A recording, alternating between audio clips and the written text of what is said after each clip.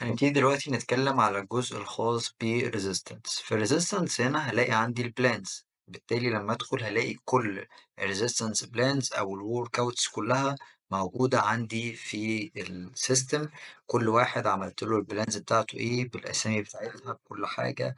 اقدر اديت الكاتيجوريز اللي انا كنت بحطها وانا بعمل الورك اوت كمان بمنتهى البساطة. كل الكلام ده موجود، دي كل البرامج اللي انا عملتها في الاكونت عندي. عايز اعمل واحده جديده كرييت، تمام. عايز افلتر بكاتيجوري معينه، طلع لي كل التمارين اللي عملتها للميل اللي فيها ادوات معينه استخدمتها. ايا كان مين الكوتش اللي عملها، لو في حد شغال معايا كتيم ممبر يعني. الحاجات اللي كان فيها اصابات معينه انا كنت عامل لها سيلكت جروب معين وبعمل فلتر في كل دي فلترز اوبشنز اقدر ان انا اشوفها. تمام، ده الجزء الخاص بالريزيستنس بلان. التكنيكس هنا لو دخلنا فيها، ان مثلا في تكنيك معين هنلعب بيه، يعني وانا كنت بختار التمرينة ممكن اختار سوبر ست، تراي ست، ايا كان.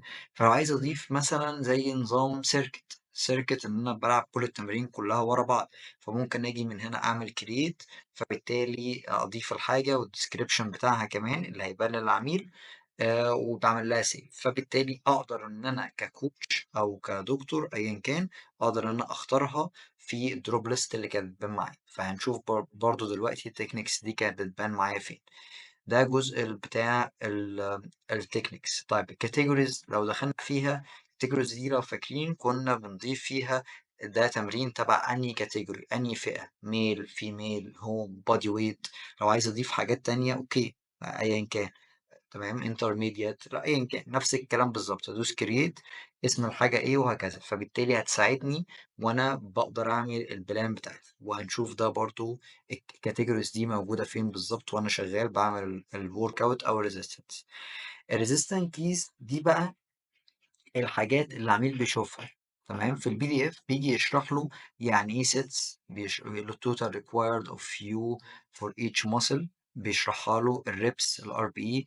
عايز ازود بوينتس تانية تبان في البي دي اف، برضه هروح اعمل كرييت واكتب الحاجة نفسها، اشرح المصطلح، مصطلح عربي وانجليزي والشرح بقى بتاعه. ده تقدر مثلا ار بي اي عايز تشرحه بحاجة تانية ايا كان. تمام، فانت بتعمله وبعدين بتعمل لها سيف. عايز تمسح حاجات معينه من اللي موجوده مش عايزها تبان في البي دي اف او تعمل لها اديت، تقدر تعمل اديت عادي جدا. تمام، فالحاجات اللي مكتوبه دي اللي بتبان للعميل في شكل البي دي اف، دي الورك اوت كيز. طيب فين بقى اللي انت قلت لنا عليه من شويه، الجزء الخاص بالكاتيجوريز والتكنيكس. طيب خلينا ندخل كده مثلا كأننا هنعمل أي بلان. فلما بدخل هعمل أي بلان ريزيستنس، تمام، فهلاقي قدامي إن أنا بيقول لي عايز كاتيجوريز أهي، دي اللي كانت موجودة. عايز أزود حاجات هنا بروح أعملها من work out resistance وبعدها أزود في الكاتيجوريز. طب التكنيكس اللي كانت هنا فين؟ بينزل تحت وأنا بحط تكنيك لكل تمرينة. دي التكنيكس اللي كانت قدامي، تراي سيت، سوبر سيت، وهكذا. عايز أزود حاجة جديدة في الدروب سيت اللي قدامي دي أو في الليستة اللي قدامي، فأنا بروح برضو على الورك اوت وأدخل على التكنيكس وأزود زي ما احنا شفنا. فده كده الجزء الخاص بالريزيستنس.